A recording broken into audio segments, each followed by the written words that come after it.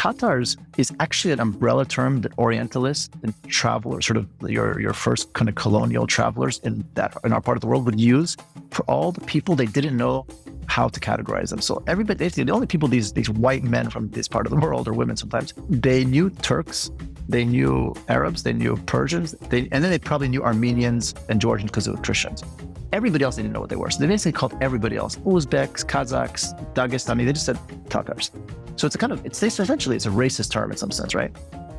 Welcome to the Afikra podcast. My name is Mikey Mhenna. Today on this series, we are talking with Slavs and Tatars, which is an art collective and a faction of polemics and intimacies devoted to an area east of the former Berlin Wall and west of the Great Wall of China, known as Eurasia. Thanks so much for joining us.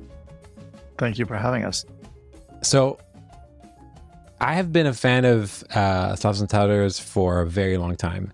And I think the first time I spoke to you, which was not too long ago, I think I told you that.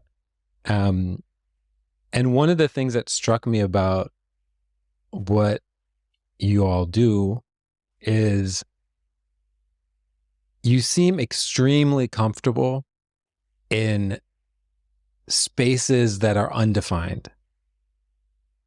And you almost seem to relish the fact that these spaces don't have clear definitions. Have you always been like that? And am I even onto something? Because maybe you're like, Mikey, you are completely off the rails.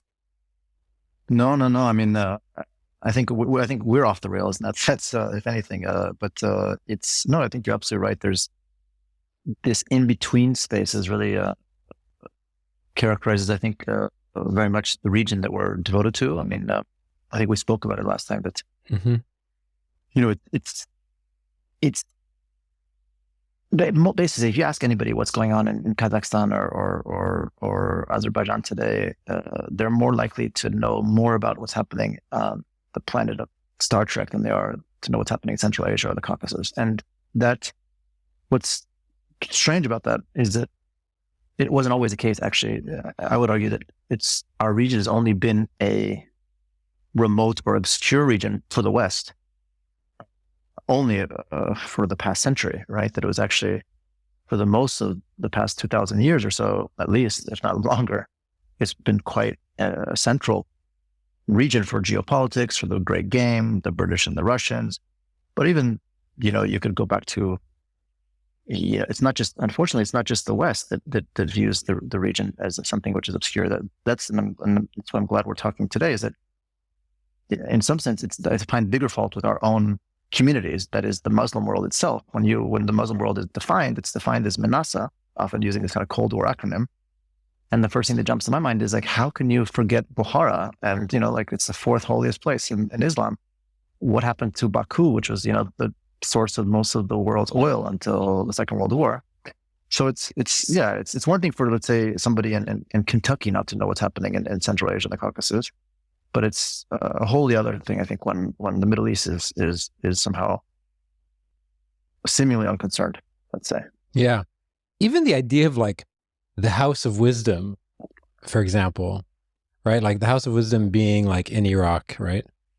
As if it is an actual home filled with Iraqis by today's definition of what an Iraqi is. Whereas when you go down the list of all these thinkers who constituted this sort of the all-star cast of scientists and thinkers during that period, most of them are from Central Asia. Yeah, I mean, that's the thing about the edges, right? Is that Central Asia was the eastern edge of the Muslim world, and I think you find something equally interesting on the western edge, Andalusia and Maghreb, and kind of these what the French call limitrophes, I guess, liminal spaces. That it's where, it's the most interesting thing about these areas is that it's necessarily syncretic, right? It's necessarily you're by definition encountering others and forced to redefine who you are, and that's what makes it so interesting, I think, right? That in our region, let's say, it was the contact with Buddhists and Hindus and Confucianism, and of course a completely different set in Andalusia and Maghreb. Are you interested in centering or recentering these liminal spaces, or are you trying to sort of decenter things entirely? Yeah, I think it's more the latter. I think the very notion of centers, I can't say doesn't interest me, because I would say it's a sort of an unlearning that I've had in my own personal trajectory, in the sense that, I'm a product of large nations and their large capitals, whether it's sort of Paris, New York, London, etc. But I think very early on, at least in my early 20s, I could see that there's something rotten about the centers, and actually it's the edges which are much more heterogeneous, much more prolific, somehow more interesting. So ideally, I guess everybody, it would, to answer your question, I think it'd be more interesting if other spaces became liminal, as opposed to us trying to center our space. Yeah, you get some, when you're on the coast, you get some more fresh air. Absolutely. So let's talk about 2006. So you launched, you and I think maybe co-founder is the right word. I'm curious how you think of yourselves, but you and a collection of people helped launch Slavs and Tatars. 2006, what were you doing right before this, where it sort of helped springboard this initiative? Well, I had been working in different fields, journalism, media, sort of doing also private sector, public sector kind of research. But when we launched it, to be honest, we launched Slavs and Tatars. The idea was simply to publish a book or two a year. That was really the scope or the ambition of Slavs and Tatars, about things which concerned us or interested us about the region. We never intended it to become an artistic collective, and I think that's important in the sense that now, of course, we recognize and appreciate how much the art world, the artistic discipline has given us. But it's also, it's important to understand that art is really one of the few areas that it accepts kind of orphaned projects that don't fit elsewhere, right? The kind of books that we're publishing, even Mullah Nasruddin, 4 or 5 years later, the translation of the Azeri political satire, that, we approach normal publishers, let's say normal publishers, sort of mainstream publishers, academic publishers, and they all were didn't want to touch it. It was maybe too close to the Danish cartoon controversy or whatever, but it doesn't matter. Is that it's the art world that said, okay, we'll take a chance on these folks. And if I look back again, it's the reason why it developed so quickly, because I think I have to sometimes pinch ourselves. Within 5 years or so, we went from budgets of, when we started, we had like €50 budgets. We were just like doing pamphlets and small little sort of brochures, to having exhibitions in major museums within 5 years and much larger budgets. And I think it's very important to always understand the socioeconomic context of why things happen when they happen. And in our case, I think it's twofold. Is that one is that there was a desire to know about this region that was not being provided somehow, but also, to be very cynical, we were able to speak in an idiom that the powers that be in the West are able to understand. And what I mean by that is that you and I it's when you're looking for artists. Now, we've recently curated a couple of exhibitions. When we're looking for artists from our region, we're inevitably trying to resist the temptation or resist the urge to just simply choose artists who happen to be from our region, who studied in London, who studied in Paris, who studied in Amsterdam, who studied in New York. And the fact is that these places, they do allow a kind of, whatever you want to call it, they allow for one to converse in a language which is understandable to the centers of power. And again, this is to come back to your first question, is that that's why I think it's more interesting to decenter, because I hope that we're not always forced to speak the language of powers that be, It's antithetical to a lot of the trends that are happening, at least in the Arabian Gulf and in the Arab world, which is like, they are primarily interested in recentering. Yes. Yes, and yes, and recentering, of course, means again, I mean, just the right? The kind of just the in that is itself sort of is a bit of a downer, right? I mean, you don't want to anything, I don't want to return. I just you want to a is already kind of the kind of the leftovers or the what do you call it? The kind of the rehashed. So yes, it's much more much more interesting to think of new models, and I think that it's much more difficult, of course, but much more interesting in the end. So in 2006, you launched this idea of like, all right, we're going to publish a couple books. This is going to be fun. Was the modus operandi fun? Like, this is just going to be fun. Let's have some fun. Or was there a deeper philosophical drive that sort of served to undergird the project from the very beginning? No, there was. I mean, there was. It was definitely an element of fun, and I think that you see that in the kind of the. Yeah, it's so fun. I mean, you guys are having so much fun. It's very obvious. I mean, you can't. I mean, how do you live if we don't create some fun for ourselves? How do we get up in this increasingly sort of disastrous times of history? But no, I think the only serious thing about it was, and not the only serious, but let's say one thing we're very honestly very. I find that we're actually blessed is that we started Slavs and Tatars as a way to teach ourselves about certain things, and that is, it's important to say that because we're not in any way experts, and nor would we ever dare to position ourselves as experts on such a large region, right? You can't be an expert on a region that covers 1/6 of the land, a mass of the earth. So that's important because I think that's why. I think that's one of the main reasons I sort of ascribe to why publics in the general public really like the kind of your Turkish dentist, your Armenian engineer, your uncle, and who's not necessarily an art person, why they understand or engage with the work is that it's open-ended in the sense that it's not speaking at you. And I think that a lot of work, let's say a lot of what's considered political work in the arts over the past 40 years has been art that speaks at an audience, meaning that it tells the audience, this is what you should know. This is what you're missing. This is what you should be thinking about. This is what you should feel. You should be more conscious of. And we never, not by design, we just never believed that's just not the way we operate. We believe that it's we would like to introduce or sort of seduce or slowly draw you into things that we're interested in, and maybe you have things to add as well. And that open-endedness, I think, has been really the key to the fun. Also, obviously that humor also is sort of is a way, is a kind of an icebreaker in some sense. Yeah. I love names, and I feel like the first time I heard the term Slavs and Tatars, I was like, what is this about? It kind of sounded like a folk name to me because I simultaneously had no idea what the project was and felt like I completely got it on every single level.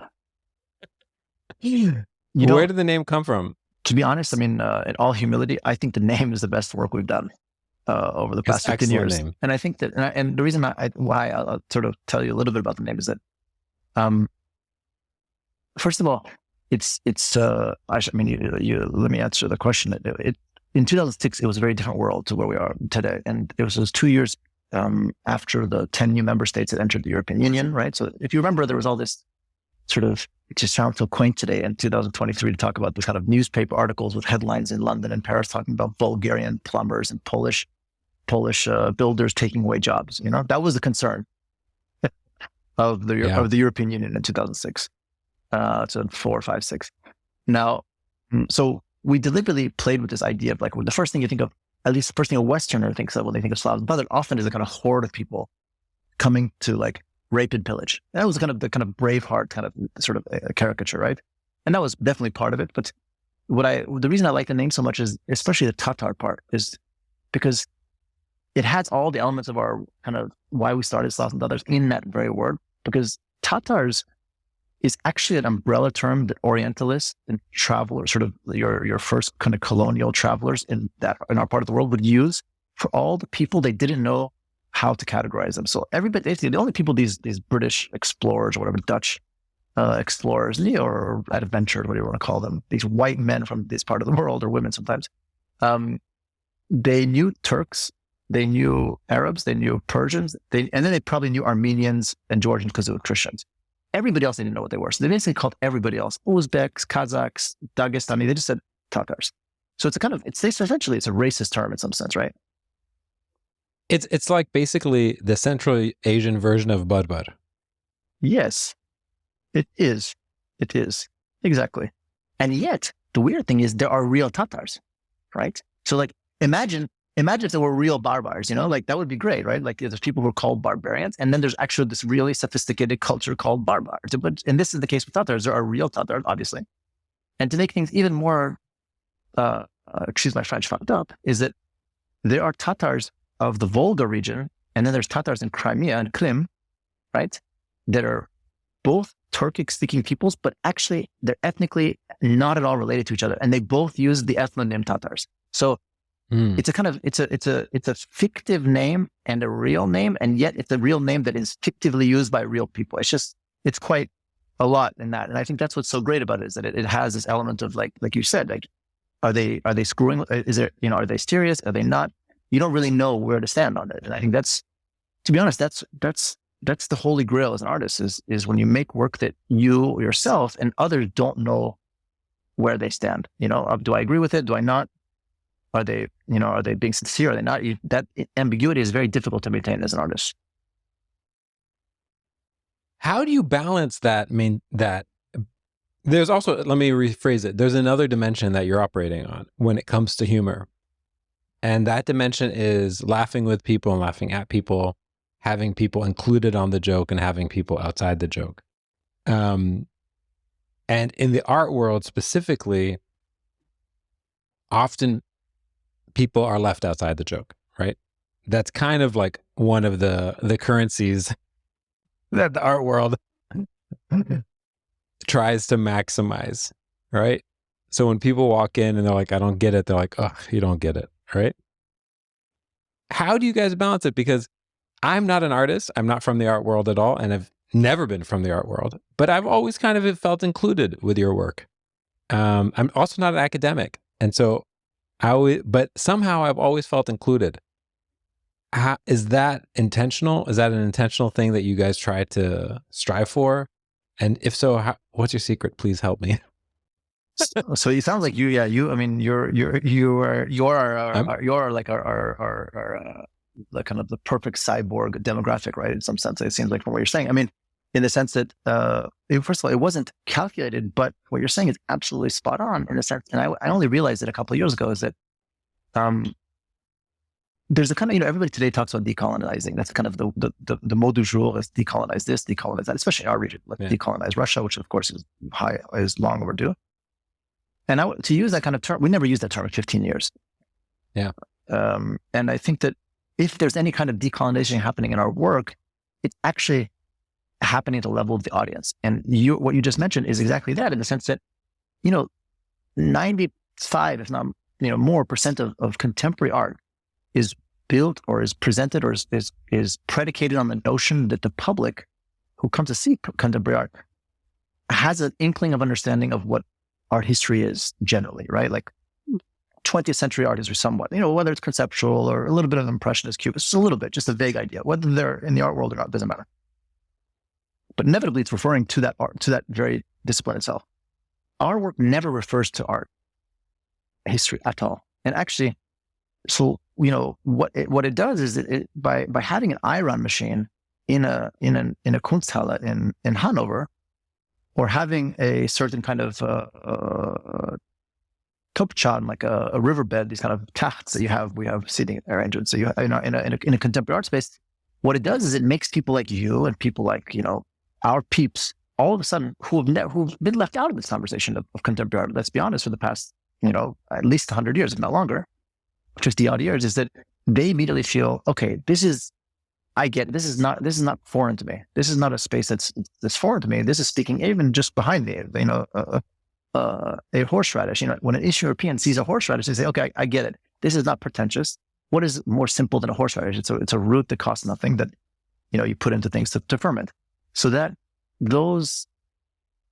I think it's that insistence on having a kind of a set of references that is common to our region, that's important because, yeah, like you said, I mean, so much of art is about exclusivity. And if there is an exclusivity in our practice, it's not an intellectual exclusivity. It's actually, it's simply like, it's a kind of a reversal of the cultural exclusivity that has been operating in contemporary art spaces forever. Like if you think about art spaces, I've always wondered, like, why are contemporary art spaces so unfriendly? Even though they all talk about hospitality and being safe spaces, there's nowhere to sit. Go to it's like, for a Middle Easterner, right? Like there's nowhere to sit. The only place is actually in the cafe or the gift shop usually, or the lighting is like a kind of, you feel like you're a rat in a clinic, right? This kind of horrible white light. It's not a warm human space in that sense. And that says a lot. I think that, right? That those are just things that we thought, well, that's an easy thing for us to change, because we have to spend so much time with them as artists. And if we're going to if we're going to enjoy spending time in a different space, most likely our audience will as well, Yeah, I had never, I'm like laughing because I've never even thought of that. But it's so true. And even just so many, now that you're mentioning, you've sort of like uncorked this idea, like so many design choices are made to make the person uncomfortable. Yes. I mean, so much of art is in general, I mean, there's always these kind of subtle points in, when you go to collectors' houses, there's always this element, right? Especially, and that's really where you see it, is that there's always kind of something in a collector's house that always will make you feel like, okay, you will not afford this. It can be a countertop that's made out of some crazy onyx that's brought from Madagascar. But there's so much about this is about exclusivity. And most creative disciplines, art, design, I think that it's something that they share. And that's the balance, right? That we're not interested in democratizing art necessarily. I'm not saying that it should be for everything, but it shouldn't be. I always come back to this great quote that in an article that Calvin, I think Tompkins from New Yorker wrote about C.R. Majani. They talk about the difference between accessibility and availability. And C.R. Majani says that, we should make work as available as possible, like a kind of really public works, right? That we're doing all this amazing work. We should make it as available economically, socioeconomically. But accessible is only depends on how much you put into it, right? Like, in our work, hopefully, you don't have to know everything about language politics of Eurasia to enjoy the work. You can just come in and chill out in the space, and that's a legitimate way to engage with the work. But like anything else in life, if the more you put into it, the more you read about it, the more you're curious, the more you'll get out of it. But there's no high barrier of entry. Yeah. It's like a hike where you could like turn around at any point. Exactly. Okay, let's say somebody's listening to this podcast, so 23 minutes into the podcast, and they're like, but what do you guys actually do? Right? And imagine that person is like 75 years old, right? They're listening to it and they're like, okay, sounds awesome, but like, what do you do? How would you explain it to a 75-year-old who's not in this world at all, right? Like a retired Bulgarian dentist. Well, usually the 75-year-old is actually also quite. The second question is, how do you make a living? Because they're so worried about us. Like, how do you live off of this? I'm very concerned, like a grandfather. Habibi, how are you eating? So the answer to the first question, I guess, the answer I usually give to make it easy is that we do everything but painting, which tells a little bit about the difficulty of the second question of how much money we make, because of course painting being the most profitable.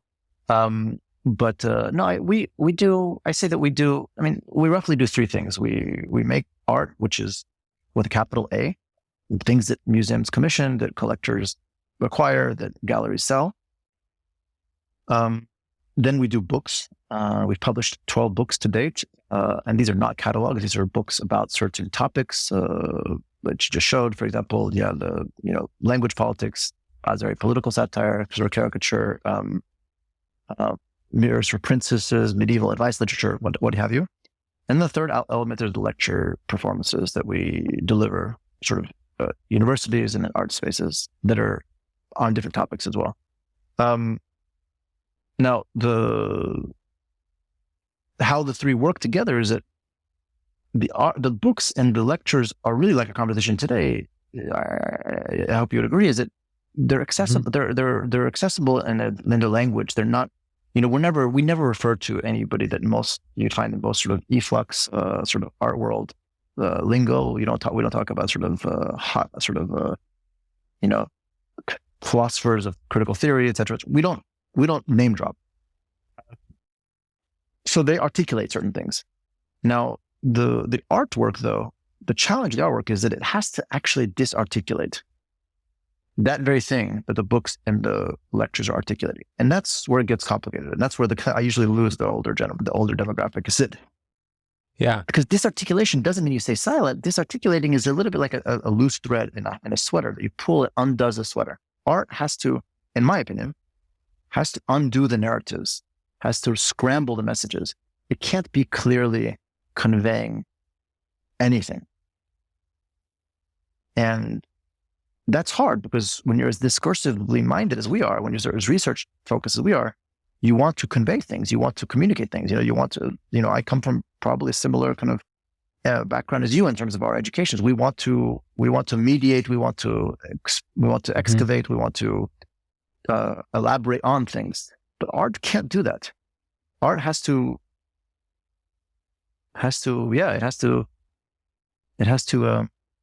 scramble things. I would say it better than that. Yeah. Scramble things so as to require unscrambling? Yes. So as exactly to kind of try to require the kind of the kind of awareness of the pieces and how they lie and how they work together and how they could be differently composed. Simple as that, kind of different alternatives. So the books and the performances are like the photo and the description of the completed castle. The art is like the Lego pieces broken up.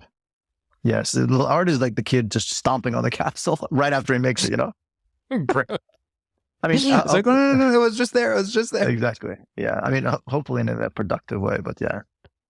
Yeah. So let's continue with the 75-year-old. Okay, the 75-year-old, I'm going to role play. The 75-year-old says, "Okay, I think I got it. What's an example of this, of a disarticulation? What's an example of a topic that existed in all three of those spaces that you guys researched, you figured out how the castle looks, kind of. You figured out that the castle exists. You figured out the dimensions and the nature of this castle. And then you created pieces that get the viewers to realize, oh, these pieces are all over the place. And you scrambled it up. What's an example of a topic that you think illustrates those three spaces and those three productions?" So, we've been so interested in kind of the fil rouge, or what do you call this, kind of this thread throughout our work is this concern of language and language politics in some sense. Now, part of this included looking to, one of the most interesting examples of alphabet politics is Turkey, right? That used the Arabic alphabet until 1928 and in Ottoman Turkish and then Latinized, Romanized. According to the Republican sort of Ataturkist, the last step that they went, they backtracked on, but they went so far as to translate the adhan, the call to prayer. And so from 1950, I think, or 1948 to 1950, for about 2 years, the call to prayer around Turkey was translated into Turkish. And so this is fascinating, right? Like, first of all, how do you even, just on a purely philological level, like, how do you translate notions of monotheism and tawhid that are so important to Islam into a language or into a tradition which is pre-Islamic and actually believed in a kind of shamanistic great sky, right? So they, instead of Allah, they translated it into Tanrı, which is the Mongol Turkic, the Genghis Khan era of God, the kind of pantheist idea of the kind of the great sky. And so they translated into a local idiom, and what we did is that in our piece, which is called Ezan Çılgınları, which I'll send to you, or you can show it to you later. You actually showed it earlier in this kind of this rahle looking space with speakers coming out of it. We actually we created a rahle into the ground for the Berlin Biennale in 2014. Out of the hill, we just literally created a kind of a rahle and then had speakers coming out of them. So it looked like a kind of like a naturally built book stand. And from this was not this actually, the one that was in the yellow this one exactly. This was built actually inside of inside of a landscape outside of a museum on a lake in Berlin. And the call to prayer was broadcast on this. Now, what I mean by this is that after all these years, 2 or 3 years of research, I don't know how much time it took to make the piece, et cetera, to exhibit it, I can argue both sides of this debate, meaning that I can argue let's say the Orthodox Muslim side and say that actually language is not about transactional understanding. Sometimes it's good to have a relation with the language which you don't understand, because that's how you access a certain metaphysical approach to, or a notion of divine, is that not understanding, right? This whole apocryphal, like Sufi ideas of, like Abu Bakr said, the highest form of perception is apperception, right? That actually you have to not understand to understand. Now that's that would be the Orthodox sort of saying. But I could also argue the other side, the kind of the secular side, saying that, well, why not translate the call to prayer into a language that people actually understand? Like, why, we're all interested in language, why not actually make that language accessible? So and then, people that come to this, they don't know. Again, are we critical of this translation? Are we even, is this obviously it's not an anti-Muslim thing to do, but it could be interpreted as, by somebody who's very, very conservative, as something which sort of impugning on the honor of Islam, on the sacredness of Arabic as a language of Islam. But of course, it's done with such care and such, there's no malintent. Yes, there's no excrement, or there's no nudity. There's nothing in an obvious way of being, let's say, irreverent about it, if at all. So you don't really know what side of that sort of debate you're on. And I think that is an example of all these years later, I still don't know myself where I stand on the piece. And yet I ostensibly co-created it, Yeah. Amazing. How does that look as a performance? Is it basically a lecture for you or whoever's doing it, sort of walking through all the historical facts and what you just did essentially, but fleshed out fully? I mean, in the lecture, it's harder because in books and not lectures, I guess, let's say this ambiguity is possible in lectures. In the books, it's harder because as soon as you're using language, you can't take one side and take it opposite side at the same time. It's that tough to do in nonfiction. You can do it in fiction, maybe in poetry, but in nonfiction, it's hard to do that, right? To kind of to say something and to say exactly the opposite without sounding like a badly edited writer. In the lectures, it's a little bit possible because, let's say that there's a playfulness. The performativity of the lecture is actually in the way, as you mentioned, as the way we treat the material, in the sense that normally lecture sort of is linear. Ours are much more tentacular. So it's really like sort of, like tentacles that are going outwards. And yeah, there's quite a lot of humor in the lectures that sort of challenges you to,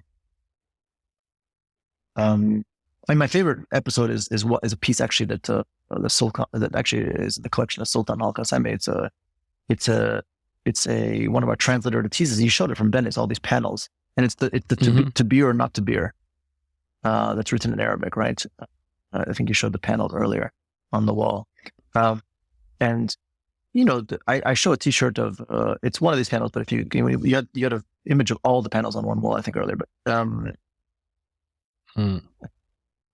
it's okay. Don't worry about it. We'll get anyway, it. So there's, yeah, exactly. It's here in the middle. And I usually show a T-shirt, like a typical T-shirt that says, and you find at Amsterdam or American university campuses that say like to beer or not to beer, right? And that's what it is it's essentially a dumbing down or a kind of a gutting of an existential question, right? There's an existential question, to be or not to be. Somebody's made it into a stupid joke of consumption, like to beer or not to beer. And there's even a stupider one that says 2 beers or not 2 beers. And I say to myself, like, okay, so how do I bring back the existential gravitas to the question of to beer or not to beer? Well, one way you can do that is if you write in Arabic, to beer or not to beer in the Arabic script. For me, to drink a beer or not to drink a beer is not just a question of consumption. For the college kid from Milwaukee, maybe it is, but for me, it comes back to the questions of being, of belonging, of community, of identity, right? So it comes back to that kind of Shakespearean philosophical question. And I think that's this kind of swinging between high and low, between sort of sacred and religious. These are the kinds of, it's kind of whiplash that I hope that the audience experiences. Yeah. Are any of the major questions that you're sort of unpacking questions that you have ever come to some conclusion about that you're like, okay, I know where I stand on this one? Or are all of them, ones that you oscillate back and forth on? I mean, no, well, then that would assume that all the works we make are very good works. I would say that none of the good works we made have I answered those questions. I mean, in terms of the questions themselves that stand behind, or the kind of that are at the outset of the kind of the journey that leads to a work. No, I don't think so. I don't think that. No, I wouldn't. Yeah. I can't imagine us. I can't imagine us being interested in something where we already knew, or where we would eventually get to the bottom of it. I mean, if you think about it, just look at the name of, again, the region we gave ourselves. We deliberately gave ourselves a region which we could never exhaust, right? Like you can't exhaust such a large region with so many ethnicities. It's not a nation. It's a landmass. It's basically the whole continent. Yeah. Can I talk about the we that you're talking about? Of course. Who's the we? So Slavs and Tatars was founded by Kasia, Korczak, and myself, and she's a Polish national. In 2006.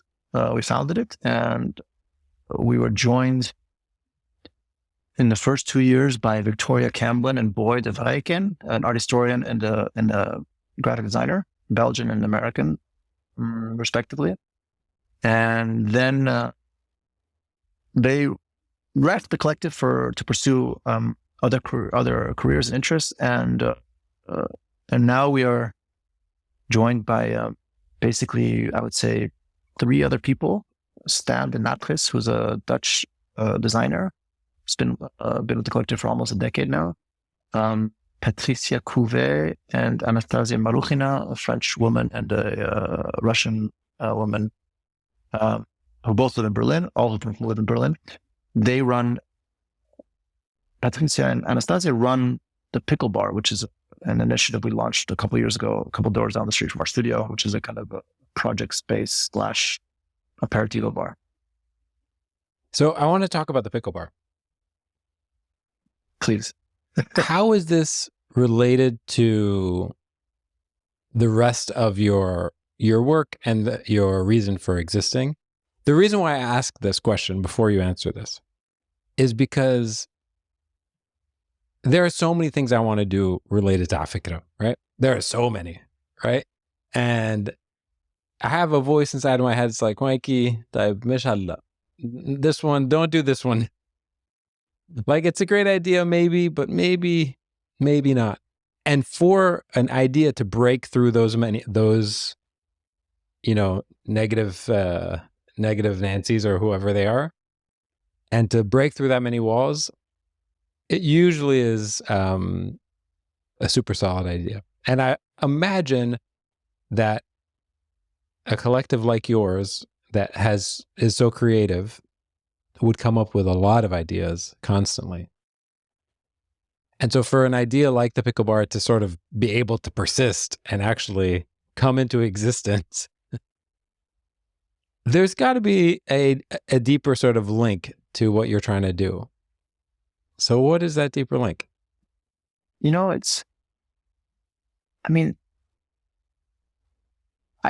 very much personally inspired by the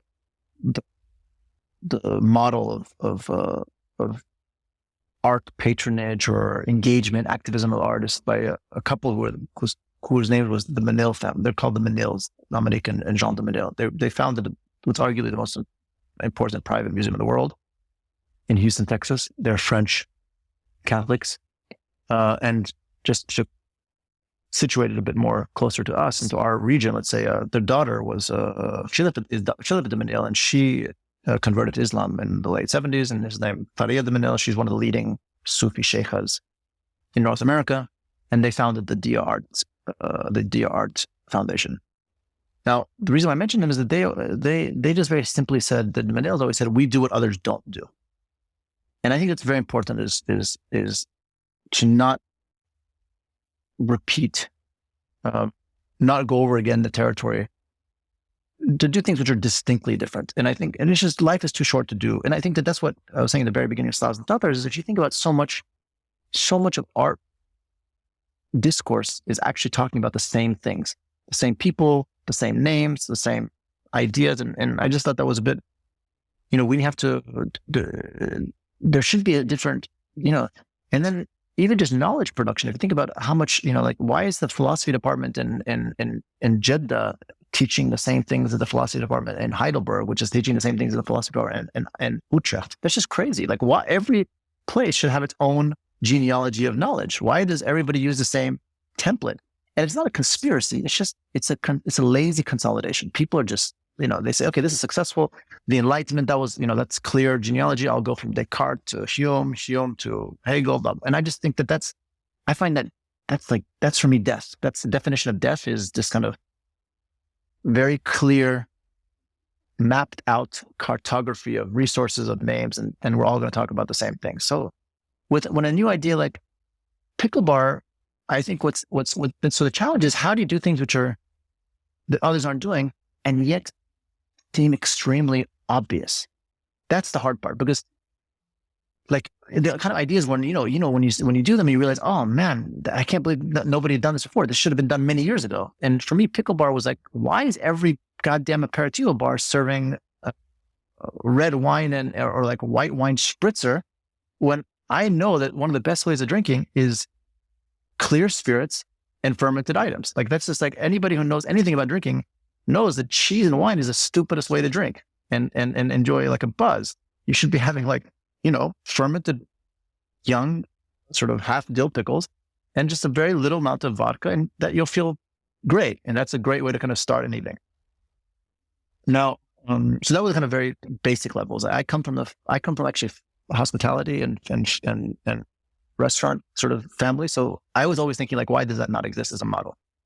Now to your point is that when you have an activity like yours or like ours, you can't take your eye off the ball too much, because you'll be consumed by that, right? Like, the last thing I want to do is open up a restaurant. That's just like, that'll just massacre Slavs and Tatars. There'll be no time for anything else. Now, so when we launched Pickle Bar, it was a little bit, again, a kind of response to kind of a midlife crisis of the collective, in the sense that when we started, as I said, it was 2006. We were young. It was a more naive place, I guess. 2016, 17, 10 years later, the world is a very different place. And also, we're not anymore the outsiders that we were in 2006. Like, we're no longer the kind of scrappy people. We have to kind of you have to take responsibility for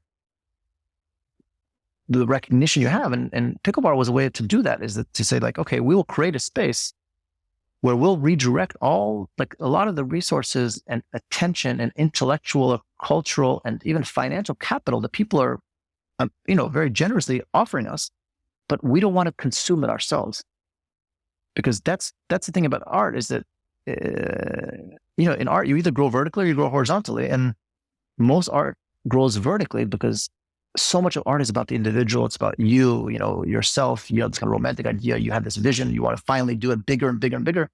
That's not who we are. So we thought, how do we continue doing what we're doing, but not always us doing it? Like, not always me writing, not always me speaking, not always Kasia designing or creating the spaces or the artworks or staff. And Pickle Bar is a space where we kind of, what's fantastic is that we're like the MCs, we're the hosts. Like we'll make the Amazing. setting, we'll give you the kind of the communication push, but you have the spotlight. You're on stage, you perform. We never perform at Pickle Bar as a kind of rule. It's not for us, it's for other people, really. When did that happen? When did that moment of, when did you feel comfortable shedding that skin? It's not a pivot. I don't want to say it's a turn, but when did you feel comfortable, or when did that moment of maturation happen? In 16, it started. I would say in 16, we really had this, I say this in jest, but it was a little bit of a crisis in the sense that we weren't learning as much as we were the first years of our practice. And so we thought, okay, something has to change. Again, without sort of pissing in the pot or biting the hand that feeds us, we're very grateful for the fact that we could publish so many books, that we could do so many exhibitions, but we weren't learning like we were in the first years. And so we thought, okay, let's just take a kind of couple of years and we did a retrospective kind of a survey show, but we done, kind of take stock of what we've done. And then we launched Pickle Bar at the same time around sort of, we started in 2018, 19. And at the same time we launched this residency and mentorship program. And it really was and it was the same time we also curated our first exhibition in Ljubljana at the Biennial of the Graphic Arts. And I see these three things as very related because curating, residency program, Pickle Bar, they're all about, in some sense, they're all a little bit like midwifing, right? They're a little bit, it's all about providing a platform or providing a space for others' autonomy to support the agency and the autonomy of other people and not your own. And I think that's they're nurseries. Yes, and that those things that I think, yeah, I guess it took us 10 years to get there. I think we needed to, well, I think it was always there for us. We've never been sort of very self-involved artists. As you can see, none of our work is about our lives. There's nothing personal or biographical in any of our work.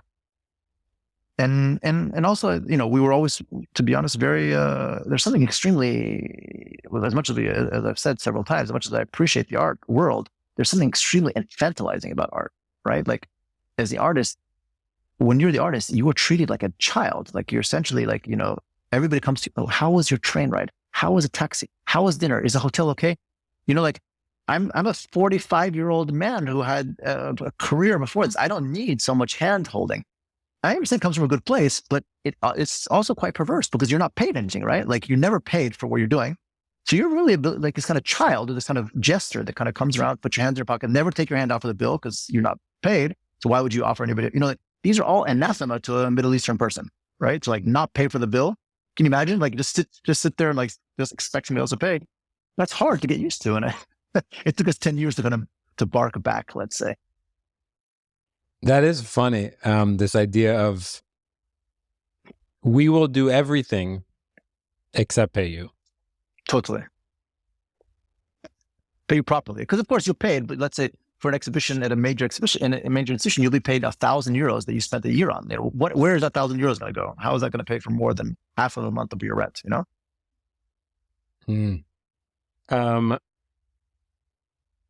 It's really refreshing hearing you talk about this idea of recognizing the implications of your success. It's so refreshing. I had spoken to somebody not recently, a couple of years ago, who also exists in the art world, who almost had a huge blind spot about the success that they had, and they had been in the game for sort of like 15 years. And they're like, yeah, we were outsiders. And I'm like, I don't think you are anymore. I don't think you are anymore. And that's not, it's almost disingenuous to believe that. But to be fair, I mean, not to, but also on a national level, I think about this a lot, especially like vis-a-vis, Eastern Europe and Eastern Europe's track record on accepting refugees. You remember during everybody's talking about it now. Of course, the Poles didn't accept any Syrian refugees, but then they opened their doors entirely to Ukrainians, right? And then everybody talks about, how there's a kind of double standard vis-a-vis white Christian refugees as opposed to brown Muslim ones. Now, this comes back to this, this idea of recognizing the responsibilities. It's, to be fair, I'm not saying justifying it, but basically, when you're, as an artist, and as a nation, like the Poles, who didn't exist for 200 years, it's very easy to put yourself always in a victim or and as an artist also, you're always in the position of it's never enough. You're never going to be recognized enough. Let's put it that way. No artist will be recognized enough. Even the biggest names are, I'm sure you go knock on their door, they still feel they have a chip on their shoulder because this, it's never enough. Kanye West doesn't think he gets enough credit. Exactly. That answers it exactly. So, if there's no such thing as enough, then you have to start the question. Yeah, exactly. It's like, what do I have that others don't?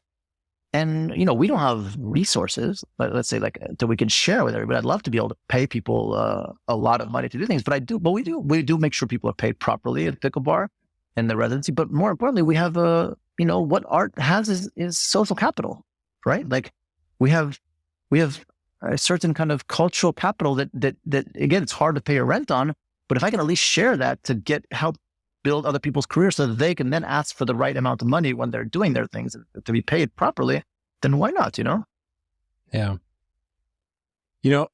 This is an aside, and this is like the least cool thing to say, so I fully understand that it's not cool, but I'll just lean into it. I was recently watching this interview with John Mayer, the musician guitarist. I don't know. He's like a early 2000s teen heartthrob who revealed himself to be this guitar virtuoso. He's a singer-songwriter type character. He's an incredible guitarist, incredible guitarist, as a jazz guitarist and all these different things, who has garnered insane popular success, multi-platinum, one of the sort of best pop songwriters of his generation. And recently, or maybe 6 or 7 years ago, in an interview, he was saying, I just wish I could join somebody else's band. I just want to join somebody else's band. I'm sick of my songs. I just want to join somebody else's band and go on tour with them. Just go on tour with them. And so he ended up joining the Grateful Dead. Have you heard of the Grateful Dead? Yes, that I know, of course. Okay, so he joined the Grateful Dead and has gone on tour every single year. He goes on tour with them, every single date. And so he basically was locked himself in a room, learned 200 Grateful Dead songs out of a frustration that he wasn't learning anymore.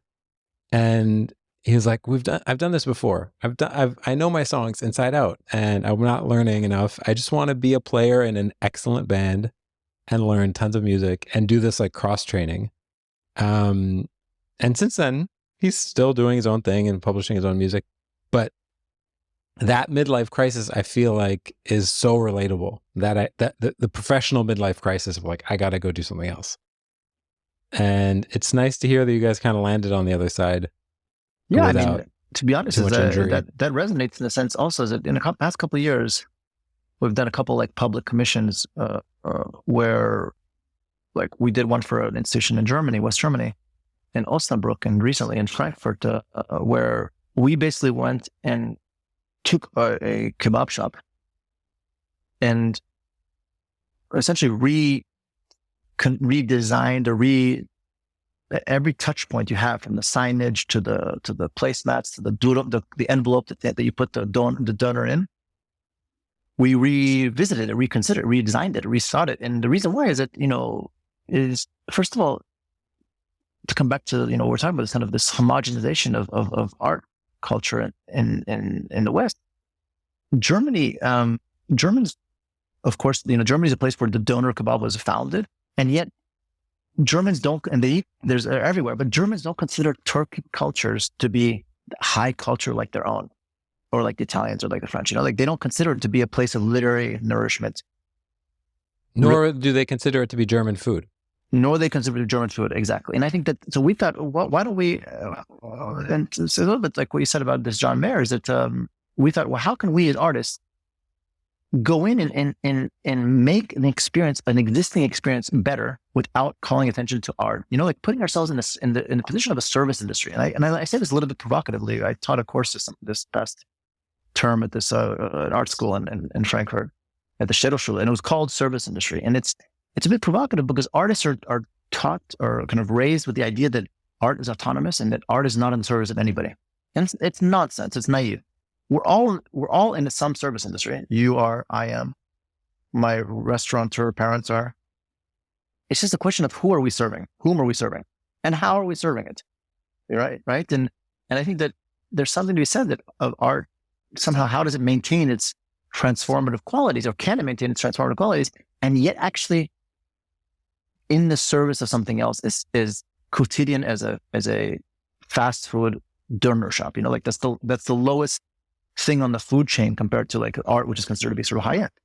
And I think it's I mean, it's a very Sufi idea, right? This idea of annihilation of the self, right? It's fanal nafs, it's like, it's the idea that you get to a point in Buddhism as well that you, and I think that's with age, hopefully we all get there in the sense that we understand that the work we're doing is not about us, the work really, right? It's like the work has to be able to exist and live and breathe without all of our anxieties and our desires and our insufficiencies and our, envies and nods, all of us, which is just so, I'm not a big believer in, I don't know, individual sort of neuroses, biography. I just think it's a bit boring. Yeah. It's as if you are the egg, you're the eggshell around the egg, and the egg is like the idea or the truth. And you're like, just peel off the shell. Oh, totally. Just make the omelet. Just try to remove yourself as painlessly as possible from this process. Before we wrap up, I want to do the quick Q&A. Sure. So what are you reading or watching these days? Yeah, I'm reading a book called Communities of Violence, actually, and it's by John Nuremberg, and he basically takes this medieval idea of I think in southern Spain during times of the Moors, and basically says that we believe that somehow multiculturalism today is that we've been brought to believe that multiculturalism is all about harmony amongst sort of multi-ethnic, multi-confessional societies. And he just shows how some of the most multi-confessional, multi-ethnic societies in history, more than any of ours today, always had these sort of outbursts of violence, and that it's actually important to understand that there needs to be channels for this kind of enmity or hostility to come out, whether it's, again, through jokes or through satire or through actual violence as well. But the idea that somehow we're all sort of holding hands, it's a small world is extremely naive, and it really never existed in history. Can you say the author's name again? Yeah, his name is Nuremberg. The first name is, I have it right here, called Persecution of Minorities in the Middle Ages by David Nuremberg. I'm getting this book for sure. And I'm watching Bear, the second season of Bear. Oh yeah, cool. I would say Sergei Maslov. He was a Russian Kazakh painter who was really out there doing like really crazy, fantastical, cosmic, kind of sexy paintings, but also was convinced that he was in a relationship with Whitney Houston, even though he wasn't. Really? And, yeah. And the paintings I have to show you. And he wrote letters to Whitney Houston, and then wrote letters answering himself back from Whitney. And they're just, it's amazing. The guy's, I don't know what he was on, but there's letters where Whitney Houston sort of says, "Dear Sergei, I just discovered, thank you so much. This is when Whitney Houston is being domestically abused by Bobby Brown, saying, and I'm just thank you for your kind words about my husband. I know I'm trying to get free of him, but I just learned, Sergei, that even though you're from Kazakhstan, you're a Russian from Kazakhstan, which means you're white. And I don't know if you know, but I come from a family of like a lot of black power, and I cannot be with a white man." And he's writing all this stuff as if it's Whitney Houston writing to him to kind of reject him. And wow, it's the paintings are really out there. I'll have to share some with you. Yeah. He's like, he's dead. He died in the 90s. He's like, dear Sergey, I just want to dance with somebody.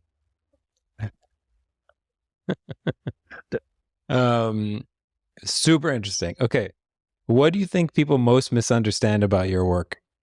It took me a long time, like 35 years, to understand that, to understand the lessons of Mullah Nasruddin, right? The Hoja Nasruddin, the Joha. And that, what I mean by that is that I think Mike Kelly, the artist, the American artist who passed away a couple of years ago, said that, the problem with most contemporary artists is that today, again, about artists talking at people, today, so many artists want to be the smartest person in the room. And I think that he said the role of the artist is to be the fool, right? Like Nasruddin. The jester.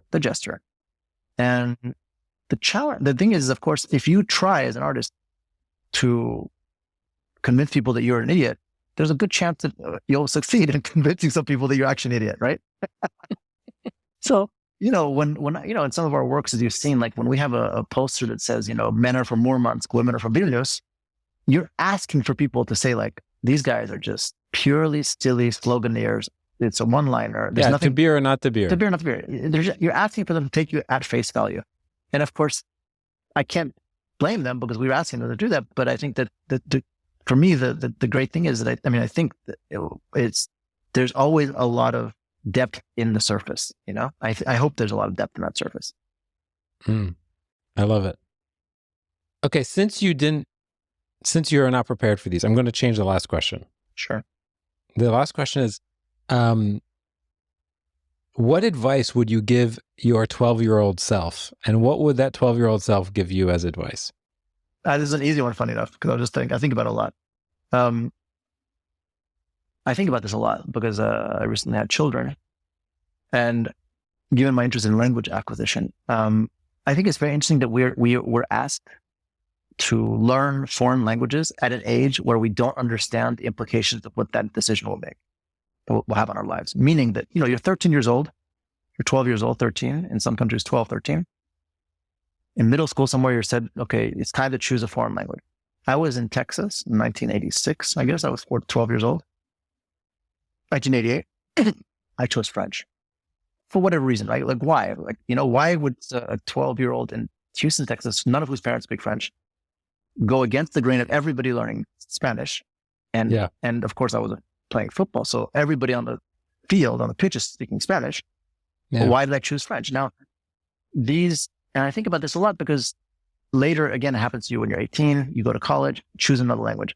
And then, you don't realize it. For me, languages are a little bit like, I like to describe them as almost like homeopathic pills. Like they have a delayed time reaction, right? It's like a delayed time bomb. You don't realize, like I never would have known choosing Russian at 18. I thought I was just going to go to Russia for a year as an exchange student, come back and tell my kids when I'm 6 years old, my grandkids, oh, I spent a year in Russia, blah, blah. I never knew I'd spent 5 years living in there, that all my work would be based somehow between this kind of basically Muslims of the Russian world, essentially, right? Yeah. So to answer your question, the regret I have is I didn't learn Arabic at age 18. When I went to college, I was asked to learn a foreign language. Arabic wasn't even on my list. And I could blame everybody else and say, it's because I was raised in a typical kind of Iranian household where Arabic wasn't a secularized Iranian household, where Arabic wasn't considered deemed to be worthy, somehow wasn't noble, which is of course nonsense, because if anybody knows anything about Iranian history, we know the interconnection of these two languages. But no, I mean it in a sense that I would learn. I would learn Arabic, and I would pay more attention to smaller peoples. And what I mean by that is that, I recognize my weaknesses. My parents are from Iran. I was born and raised in the States. I lived in France. I studied in the UK, in Russia. It's all these major countries. And I think that the problem with these major countries is that they're all really unhealthy because they all have this incredibly inflated sense of themselves. They just can't accept who they are, and they all look down upon all the smaller peoples around them. The Russians to the Georgians and the Ukrainians, the Americans to the Mexicans and everybody else in Middle America and Central America, the Iranians to the Azeris and Uzbeks, and it just goes down the line. I think I would have maybe I would wish my 12-year-old self a bit more confidence to learn more about smaller peoples and not so obsessed with the kind of the big boys. What's the second answer? What's the answer to the second part of the question? What advice would your 12-year-old give you now? Patience. I think patience, probably. Yeah. Somehow learn more patience. Okay. Amazing. If anyone's interested in finding more about all of the incredible work you do, it's Slavs and Tatars on everything. So SLAVSANDTATARS. Man, thank you so much for doing this. I've been really inspired by your work for so long. So it is an honor to have you on the series. Thank you, Mike. Yeah, I enjoyed the conversation very much.